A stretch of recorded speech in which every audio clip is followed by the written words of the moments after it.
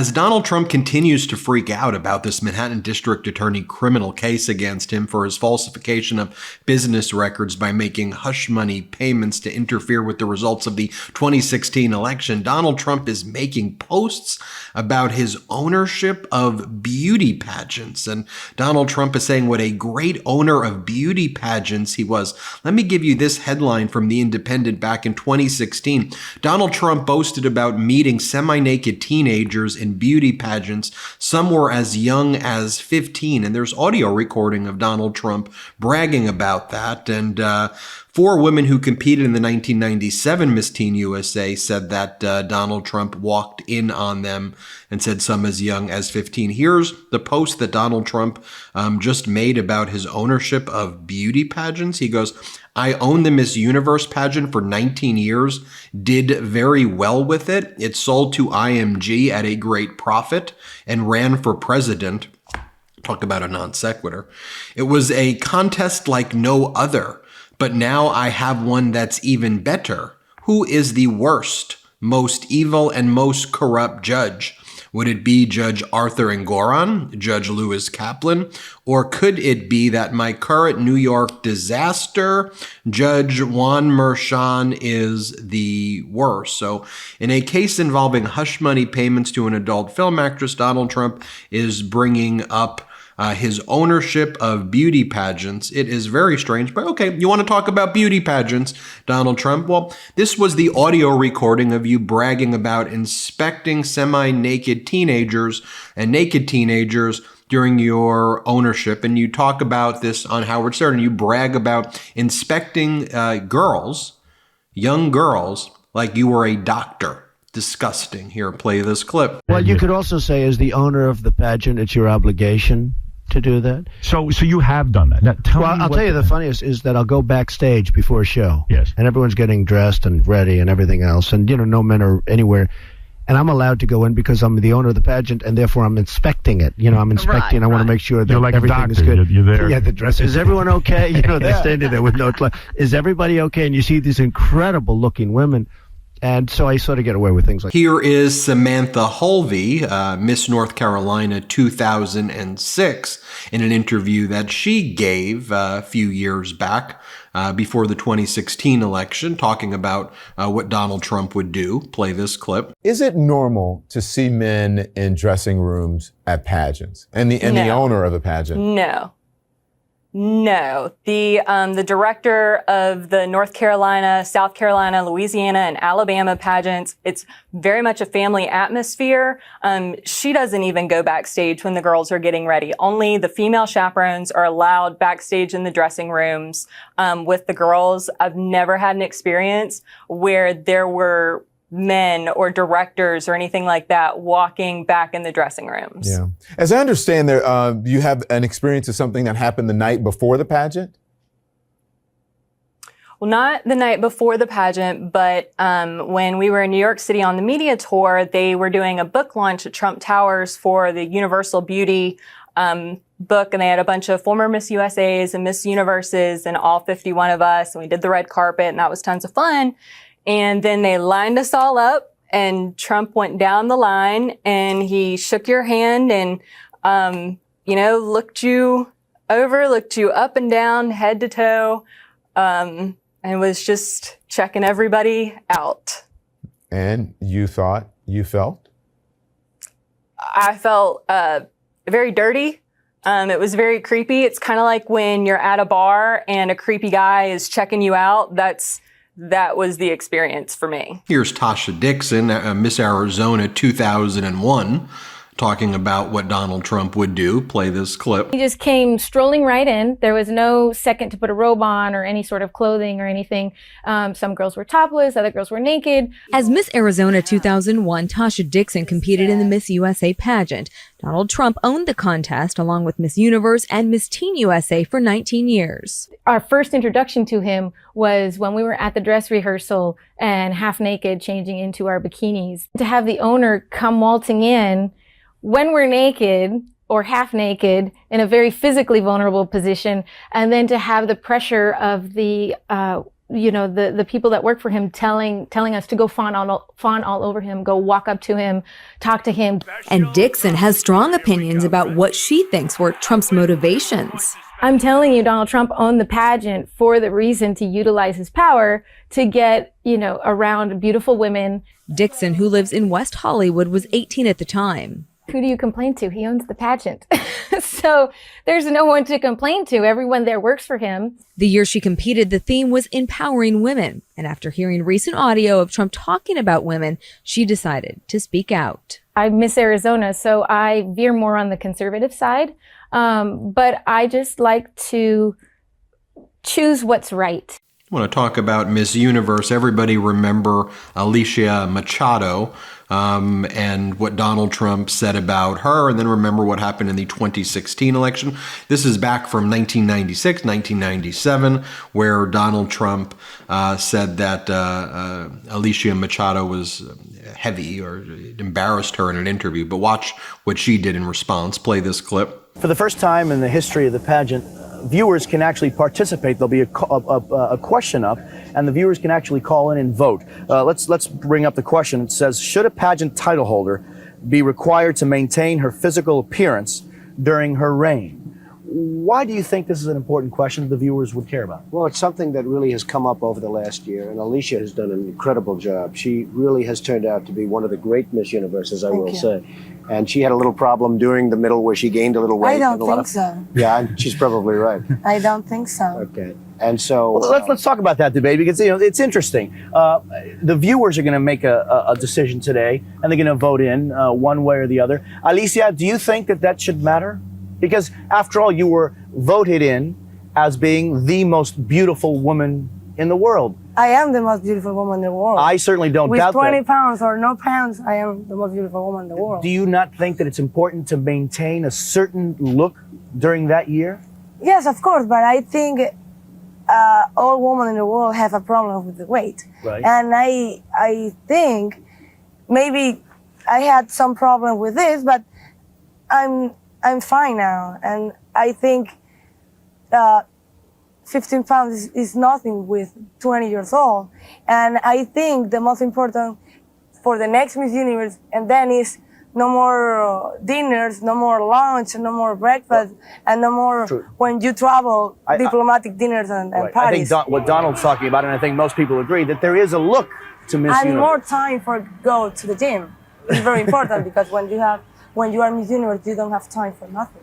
Right. Donald, how do you think that this Miss Universe will be different from the others? Well, I don't know that it's going to be different. We have many beautiful women, and it's actually incredible. I was over there today, and the women are magnificent. And so I don't think it's going to be different. It's going to be more of the same. And then just to remind you what went down in 2016 with Alicia Machado and Donald Trump, here, play this supercut. Miss Venezuela, you are the new Miss Universe! And some people, when they have pressure, don't eat. And some people, when they have pressure, eat too much. Like me, but like Alicia. And she had a little problem during the middle where she gained a little weight. I don't think so. Yeah, she's probably right. I don't think so. Okay. Donald Trump called you Miss Piggy. Yes, Miss Piggy, Miss Housekeeping. How did that make you feel? So sad. Congratulations, you're citizens of the United States. Donald, she has a name. Where did you find Her it? name Where is did you find Alicia this? Machado. Where did you find and it? she has become a U.S. citizen, and you can bet she's going to vote this November. Okay, good.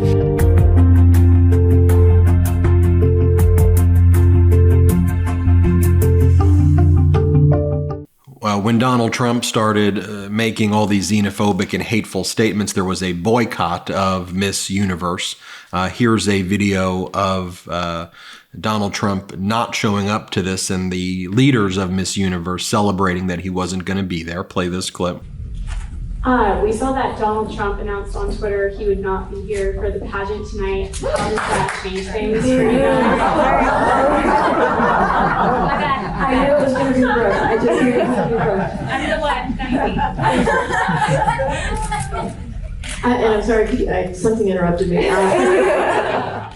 I'm wondering if that changes anything as far as the pageant goes tonight, or as far as the brand of the pageant tonight. You know, as I said 2 or 3 weeks ago, this pageant is an opportunity to be about the women and the city, and that's what we're focusing on. And you know what? It's good for us that we're just focusing full steam ahead. It hasn't really changed because that's all we've been doing for the last few days. And I know that there's a big campaign going on out west, and we're focusing here in Louisiana.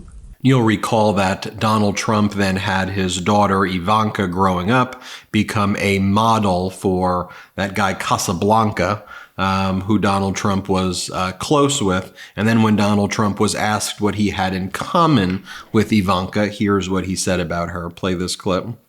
We want to know a little bit more about you guys. So we play this game here. It's called Fave 5. I'll ask the question. Ivanka, you answer first, and then Dad, you answer also. This is tough. Okay, Ivanka, what's the favorite thing you have in common with your father? Either real estate or golf.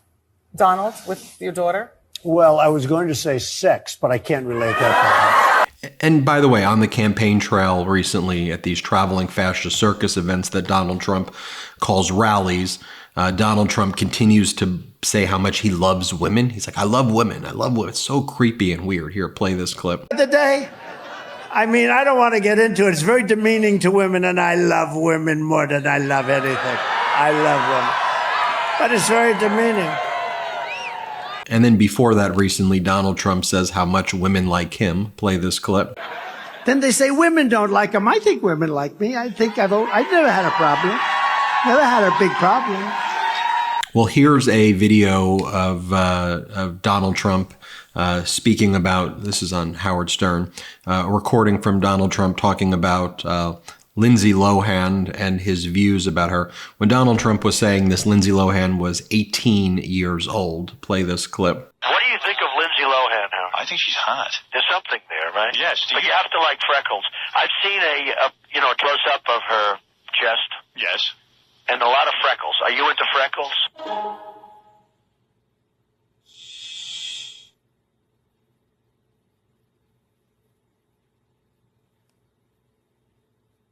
If the father's a wreck like the way he is, right? You imagine the sex with this troubled. Yeah, you're probably right. She's probably deeply troubled and therefore great in bed. Back in the day. How come the deeply troubled women? Yes. Deeply, deeply troubled. Right. They're always the best in bed. If for some reason what I said is true, I mean, they're just unbelievable. I can tell from the. You don't want to be with them for the long term, but for the short term, there's nothing. And here's what Donald Trump said about Paris Hilton when she was 12 or 13 years old. Here, play this clip. Really beautiful is Paris Hilton. Paris Hilton. And I've known Paris Hilton from the time she's 12. She's hot. Her parents are friends of mine. And, the first time I saw her, she walked into the room and said, who the hell is that? Did you want to bang her? She is at 12, I wasn't interested. I've never been into that. Right. They've sort of always stuck around that 25 category. But even at 12, you were kind of but wow, I she's hot. saw at 12 she was beautiful. But honestly, Paris gets knocked and this and that. But she's very beautiful. Is she dumb? Flawless. She's dumb like a fox. Have you seen the video, the sex video? I have seen it. You did. What'd you do? You went on the internet? It was just. How did you see that? What did you do? Melania showed it to me. She did? She showed it to me. What did you think of that? I think it's probably unfortunate, and perhaps it made. What is that noise? That's the tape. Here's an article from the Guardian from several years back. Teen models, powerful men, and private dinners. When Trump hosted Look of the Year in the early 90s, Donald Trump judged the world's biggest modeling competition. Since hit by allegations of abuse, this is how people who were there remember it. On September 1, 1991, a large private yacht cruised towards the Statue of Liberty. It was a clear, breezy evening, and from the upper deck of the Spirit of New York, a golden sunset could be seen glinting off the Manhattan skyline. Downstairs, a party was in flow. Scores of teenage girls in evening dresses and miniskirts, some as young as 14, danced under disco lights. It could have been a high school prom were it not for the crowd of older men surrounding them. As the evening wore on, some of the men, many old enough to be the girls' fathers or even grandfathers, joined them on the dance floor, pressing themselves against the girls. One balding man in a suit wrapped his arms around two young models, leering into a film camera that was documenting the evening. "Can you get some beautiful women around me, please?" The party aboard the Spirit of New York was one of several events that Donald Trump, then 45, attended with a group of 58 aspiring young models that September. They had traveled from around the world to compete in Elite's Look of the Year competition.